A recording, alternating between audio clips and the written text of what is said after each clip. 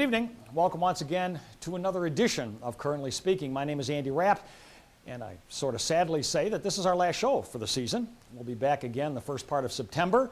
We've had a good run since this last September, done 30-some programs, with your help, of course. We'll talk a little bit more about that in a minute. We're going to be talking about cultural activities in the Tri-Cities, whether we have enough, not enough, the right kind, and you may want to participate in tonight's program. Let me introduce to you right now, though, our guest for this evening's program. Furthest from me on the right is Scott Ebright. He's a consultant with Ebright Entertainment Enterprises. Next to Scott is Jack Lohr. He's a representative for Bay City Entertainment. Nice to have both of you gentlemen with us. On my immediate left is Butch Weibel. He is president of Rock and Wheels Festival and does some music involved in all of that. And finally, last but certainly not least, Bob Martin, who's the editor of The Review, keeps tabs on all things going on in the Tri-Cities.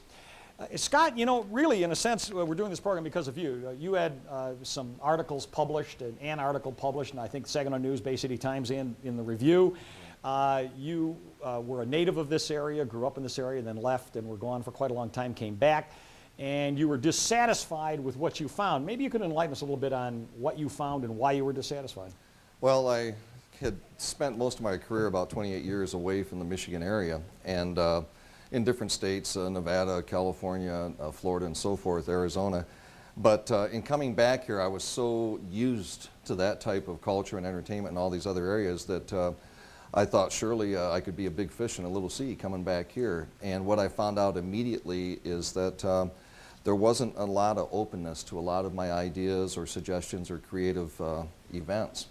And I'm almost a little disappointed to say 2 years later, it hasn't really improved. The picture hasn't opened up as much as I'd like to see it. Well, specifically, though, what didn't you find here that you felt should be here or feel should be here? There's a whole arena missing of zeroing in on certain target demographics of our population. For instance, everywhere I've been going, I do events, I do a lot of weddings, corporate parties, and that type of thing. And it seems like everyone in the hospitality industries, wherever I go, are all saying the same thing, and that is, there's not enough around here to keep our businesses open, or there's not enough for people to do. And they'll cite certain things that go on, certain rotational events that happen every year in Bay City and Saginaw and so forth. But when you're between the ages in this area of around 40 to 55 or 60, let's say, there's not a lot that people in our age range can find to do. And perhaps not all of us are family-oriented. Some of us are still single and want to go out and be entertained. Well, but as I speak, now do you look upon this as kind of a provincial situation, Bay City, Saginaw, or do you see it like as in a larger scope of having like the Tri-Cities, that Midland provides certain things and Saginaw provides certain things and Bay City provides certain things? For instance, as we speak, the Matrix Festival is kicking off in Midland. Right. Lone Star is performing right there. It doesn't get bigger than Lone Star if you're interested in country music. Next week, Rick Riley will be speaking. Rick Riley is, if you're into that kind of thing, Rick Riley is the chief writer for Sports Illustrated, the premier sports magazine. He's got a bestseller on the New York Times list. Go and hear him. They've got other people coming in, other different kinds of things. We have a fireworks festival in Bay City. We have things going on with that. So each community has certain kinds of things, annual events, yearly events. And if you look upon it as a composite, isn't there enough things going on here? The depth of those events you mentioned and the quality of those events is perhaps the biggest disparity I see between what the rest of the country is doing and what's happening here. Theatrical lighting, what a concept. I'm not seeing it at Winona Bandshell Park in Bay City. The fireworks festival, I was really anticipating a great show, and Saginaw, as far as I'm concerned, they did a simulcast on the radio stations that were simul-synced with classical music and popular numbers and John Philip Sousa and patriotic stuff. And to everyone having their car radios turned on and ghetto blasters, that was great. But then I came to Bay City's fireworks show the next night, and there was no simulcast. It was a bunch of fireworks going off, and there were even a few fireworks effects that were missing that were actually at the Saginaw show that everybody went, ooh, that's a new one. And some really interesting patterns that were up in the sky. We're going to have everybody else participate in this. I just ask one other question, though. It's important, I think, in our discussion to compare apples and oranges and oranges. Mm-hmm. We're not Los Angeles. We're never going to be Los Angeles. Right. We're not Las Vegas. We're not New York City. And you say in your article, you're talking about cities of a comparable size, like Fargo or something like that. What is Fargo doing? Or what is Dayton doing? Or what is Toledo doing that we're not doing here? I mean, that's really what our conversation should involve, not Right. Los Angeles or San Francisco. But all those cities, our proximity is Detroit and Chicago. That's our two largest metropolitan centers that are doing it and doing it right. The events industry in Chicago alone is millions and millions of dollars a year. In Detroit, all the companies that do decorations and theatrical lighting and production work, they're just rolling in the hay. They're making a good living doing this. But within 90 miles away, there is no use of those facilities from that area. They're too costly, too expensive to bring up here. So as a result, what we produce here locally is deficient. It's severely missing all those extra. See, an event, I define an event as what I say in my article, it's a wow factor. You walk into a banquet hall or an outdoor park arena, and there's like fruit for the eyes. Everything you see is, oh, look at that, oh, look at this, and listen to that.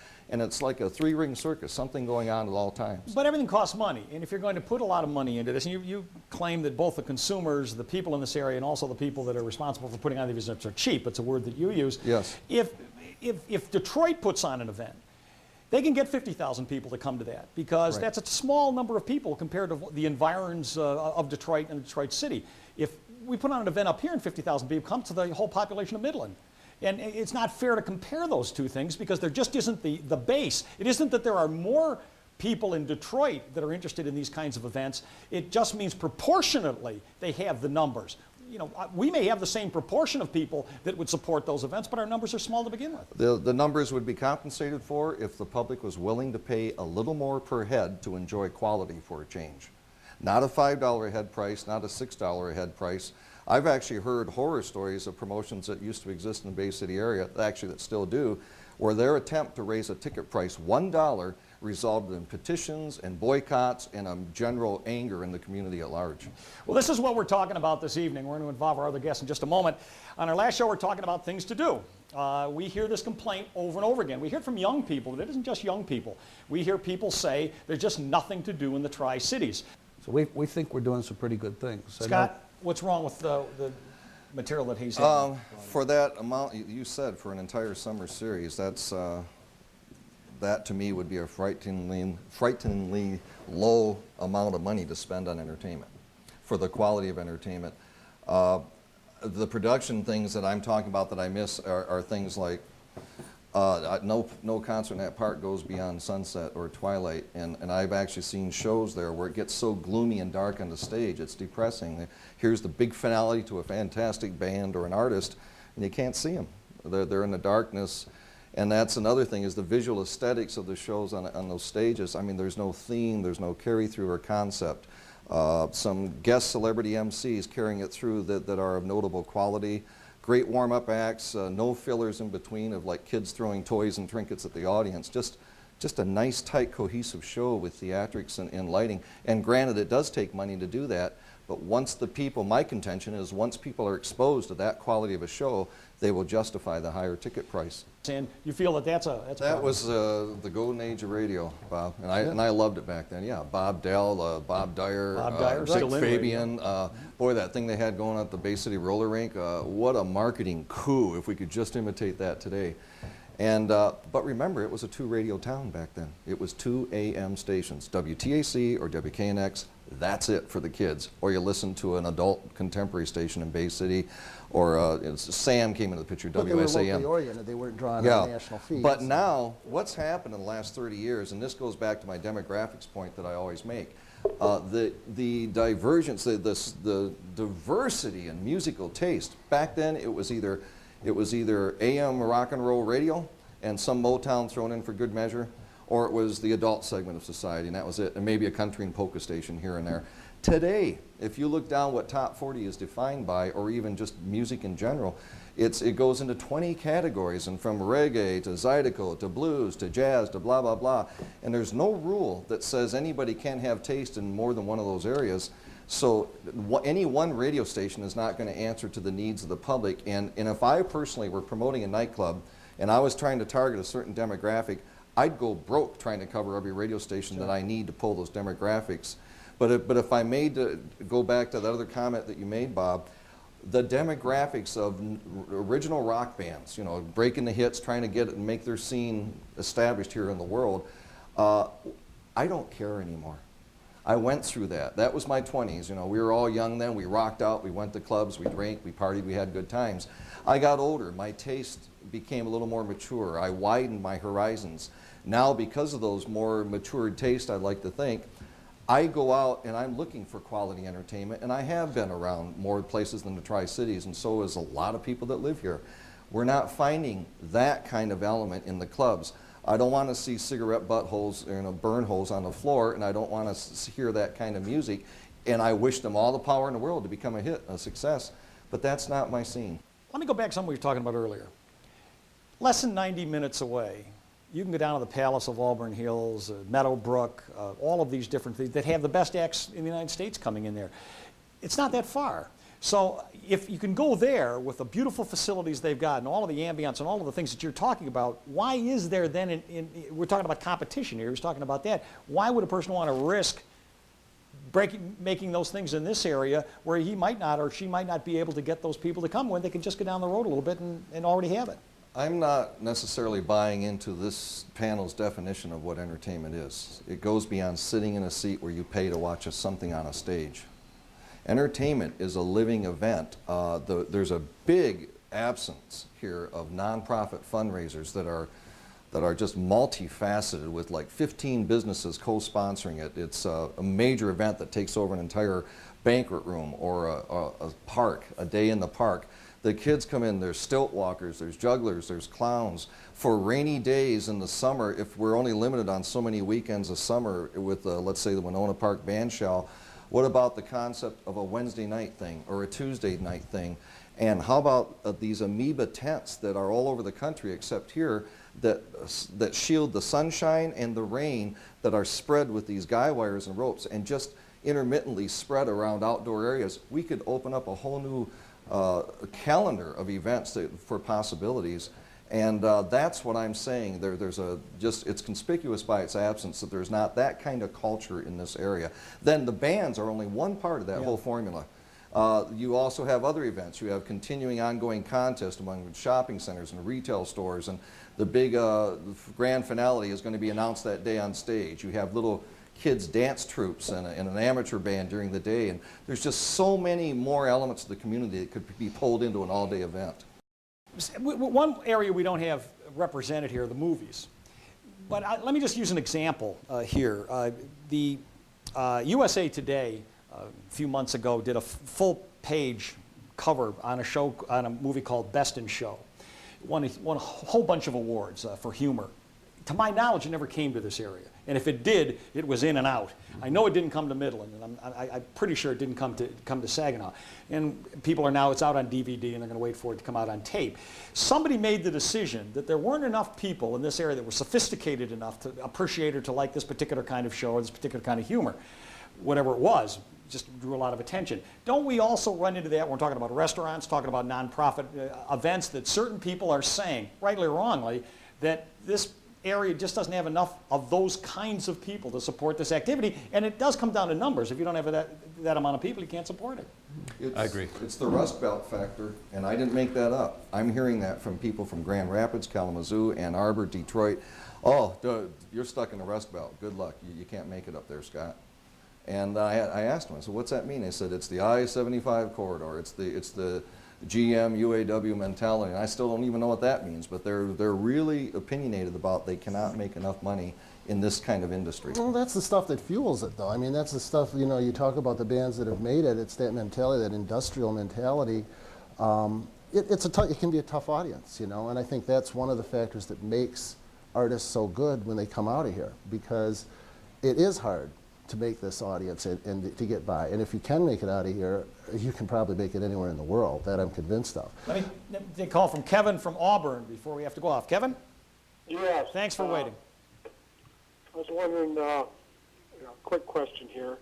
Why does most places resort towards the 20 to 30 age, but not the 30 to 40 age bracket on the lines of entertainment? Okay, that's a good question. I could probably proffer. I've made my living from nightclubs for 30 years. It's absolutely got me befuddled. I don't understand it. Every other city and state I've been in, they go after that market and they succeed to a higher degree of profit than the 21 to 30 market.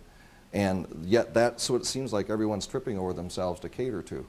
But there are still people that want to go out and enjoy, maybe not twice a weekend, but once or twice a month, a good nightclub with their fare, their format. I have a certain amount of contact with people that are in their late teens and early 20s, and unlike when I was that age, and I'm not saying one's right or one's wrong, they begin their evenings. They start going out at 10:30 or 11 o'clock at night. How many things are open after that? So one of the reasons when they say there's nothing to do, it seems that they're really starting to narrow it down. Even if there are places that stay open till 2, they only have a couple of hours there where they do it. I mean, you know, when I was younger, we'd go out at 8 o'clock at night or 9 o'clock. You might stay out till 2 in the morning, but you'd been there a long time. They're actually starting the date at 10:30 or 11 o'clock. Yeah. Is that a problem? I mean, you don't see that? I don't really. I mean, you know, you can start earlier, you can start later. Again, you know, it all depends on what you're looking for. But things are starting to shut down as you get into the... Well, I don't know, you know, some stuff goes kind of late. You know, I mean, legally they got to close down at 2 o'clock, you know, so you're kind of limited there on what you're able to do, you know. Give them a reason to get there earlier. Nobody's aggressive enough about their promotions, their marketing. Action can start at 6 o'clock on a Friday at half hour. What's wrong with having a band start then? And they play 2 sets, and then you've got happy hour food and great drink things going on, and maybe a couple contests, and then the air clears for an hour, then the nighttime band comes on. Any progressive marketing promoter for a nightclub could make money in this market. You said you were mystified, though, because there's that late teenage, 20-year-old group that everybody seems to be focusing on, but it seems to me that that's not too mysterious, because I'm sure you could find statistical information that showed how much music these people buy as opposed to people in their 40s and 50s. I'm not saying that people in their 40s and 50s don't have CDs, but the people that are in their late teens and 20s, this is a major part of their life. I mean, they're the ones that are walking around with the headsets. They're the ones that have 360 CDs. And it would seem to me if you were promoting music, you'd want to promote the people who are buying the music. They're nursing a pitcher of beer for 1 hour. If they can legally even do that. Yeah, and that's all that nightclub owner is going to make. Whereas the people that are older, it's been bared out over all the years in the industry I've been in that literally the discretionary income of baby boomers is far more desirable and profitable than that younger segment. Yet the younger segment makes up for it in volume. But it still doesn't break even or surpass it. It's still, there's something deficient about the profit you can make at that. It's all the nightclubs, the blind leading the blind. They're all imitating each other and nobody's successful at it. I think this area, you know, has champagne taste, but you're dealing with a beer budget, and sometimes that can create problems. Also, over on Midland Street, talking about Midland Street, you talk about Hervey Hops, you talk about Hooters, those places, they don't necessarily meet the stereotype that you were talking about, the dark, dingy kind of... Hervey Hops was the first to break the mold, and I think they're doing it right. In fact, I know they got plans on the drawing board to do more aggressive entertainment type promotion things, murder mystery dinner theaters, this one-man show that does the Barrymore, you know, the actor and that kind of stuff. So they're looking at making more use of their banquet facilities upstairs. And the one time that I was in there, it happened to be during the day, I think it was on a weekend, sometime a Sunday or something. It was pretty much an older audience. Do one thing to really improve all of this. You got to start someplace. What would you do? Boy, roll it all into one event. If I could do one thing, I'd want to somehow wave a magic wand and change the mindset that's deadlocked into 2 or 3 generations of doing things the same old way. At least give it an open-minded chance of possibly working. And in my article I referred to, if you promote an event and it costs $2,000 and you make $3,000, that's called a $1,000 profit. But that $2,000 investment scares the heck out of people I've talked to. We're unfortunately out of time. You guys were great. It was a lively discussion, tremendous questions and comments this evening. It's our last show. I want to thank our producers and all the staff here, Jim and Bernie and Martin, all the guys that work on this and all of the crew behind the scenes. It's been another great year, just like last year. Hope to see you in September. Have a good summer, and Megan, go to bed.